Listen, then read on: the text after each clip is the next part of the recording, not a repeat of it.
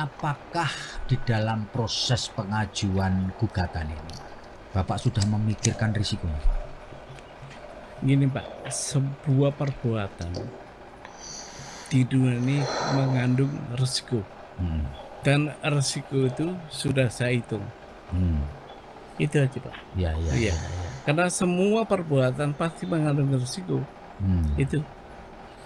Ya kan bisa jadi seseorang ini kan bisa balik dilaporkan secara pidana karena pencemaran nama baik, Nah, fitnah. kalau saya berupaya di pengadilan dipidanakan, maka negara bubar aja Pak.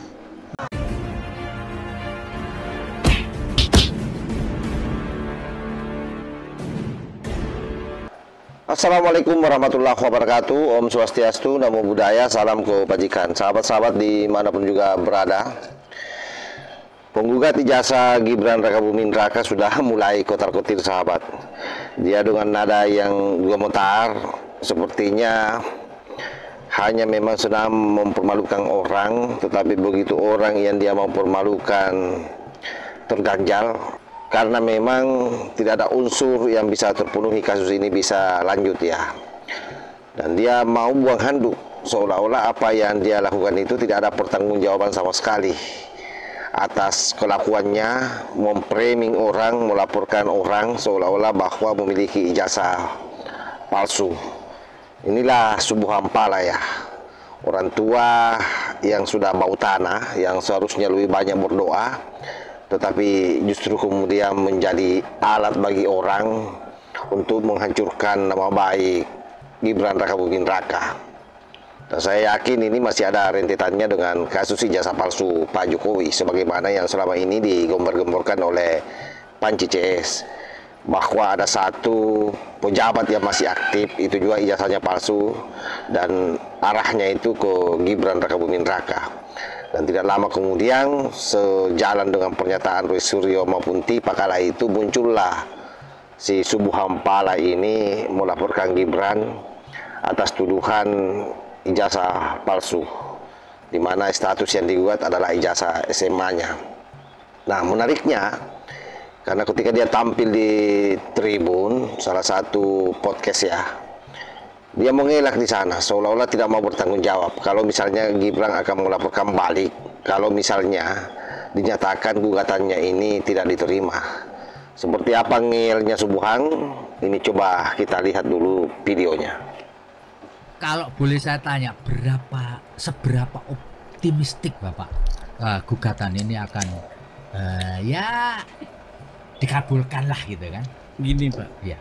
Saya meyakini dengan bukti yang seterang Monas di Jakarta tadi, itu 99% dikabulkan. Yang 1% apa tuh? Tuhan. Iya itu ya. Jadi 99 Pak.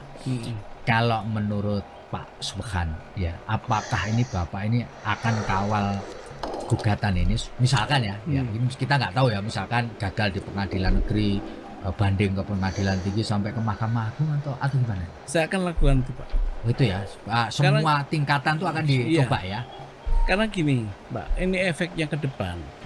Kalau ini ditolak atau di NO, kasihan nasib wakil presiden kita. Apa? Dia cacat bawaan. Gitu loh. Ya. Cacat bawaan ini Pak. Ya tadi yang saya umpamakan, kita membeli HP tadi, konsekuensinya kalau nggak kembali, uang kembali ya minta ditukar. Ya. Pak, ini pertanyaan pamungkas dari saya. Apakah di dalam proses pengajuan gugatan ini, Bapak sudah memikirkan risikonya? Gini Pak, sebuah perbuatan di dunia ini mengandung resiko. Dan resiko itu sudah saya hitung. Itu aja Pak. Ya. Karena semua perbuatan pasti mengandung resiko. Itu.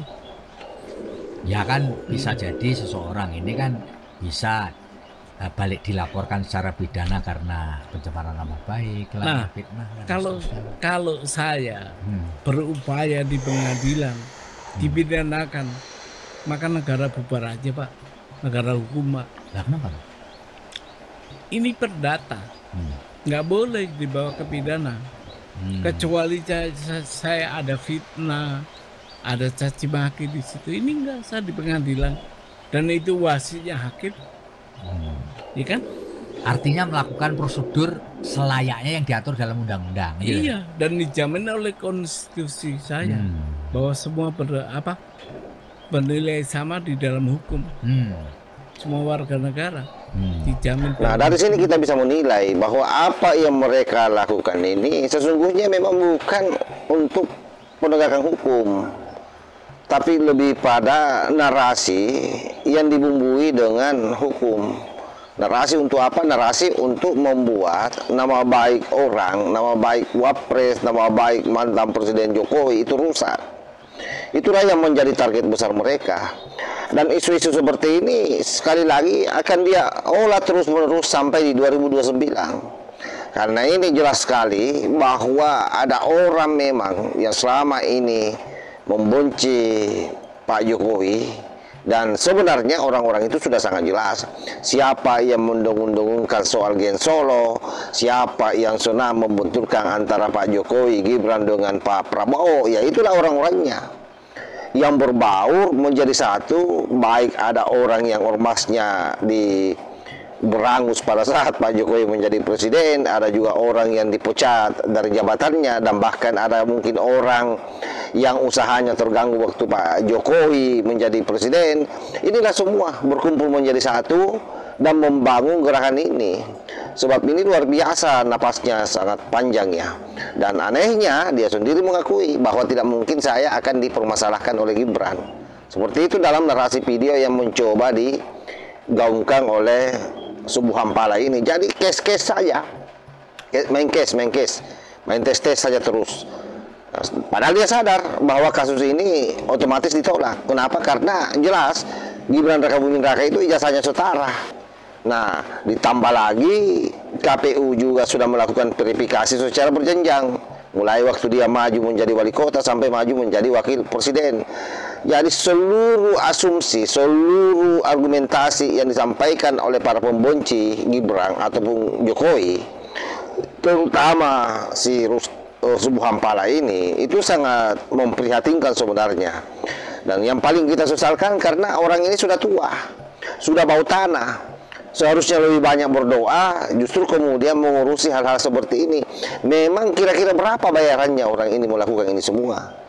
Ini yang kita sesalkan ya. Mungkin ada anaknya kah, cucunya, istrinya kalau masih hidup, atau apanya lah yang bisa sebenarnya merem orang ini untuk tidak masuk di dalam isu-isu yang sifatnya sampah, yang sama sekali tidak mendidik. Karena ini semua didasari pada kebencian yang akut, didasari pada iri hati yang akut. Kalau bukan itu apa? Apa dasarnya kira-kira?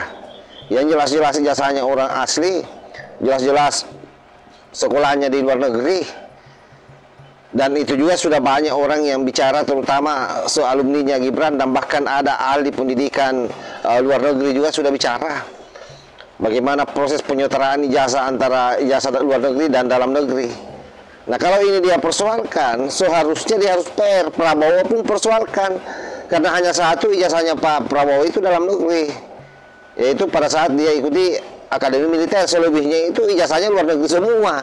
Tapi disitulah mereka terbaca bahwa memang upaya yang dia lakukan ini hanya memang untuk Pak Jokowi dan keluarganya. Dan seharusnya Pak Prabowo atau orang-orang yang mendekati Pak Prabowo itu juga harus sebenarnya mengambil tindakan yang tegas terhadap orang-orang ini semua. Jangan sampai kemudian terglorifikasi, apalagi mau dibentur-benturkan. Kasihan Pak Prabowo yang mungkin mimpinya mungkin Prabowo menggandeng Gibran mau 2 periode, ya bisa-bisa hanya 1 periode. Ini kita tidak mengancam ya, tapi ini adalah fakta, ini adalah realitas bahwa Pak Prabowo terpilih menjadi presiden itu karena dia paket dengan Gibran. Artinya sudah menjadi kajian banyak orang, di luar dari Gibran dia akan kalah.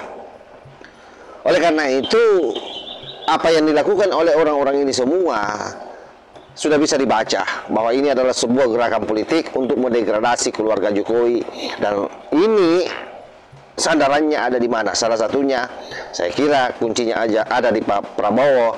Apakah kasus ini berhenti atau lanjut?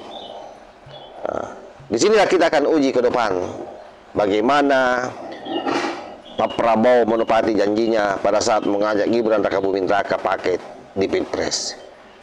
Wassalamualaikum warahmatullahi wabarakatuh.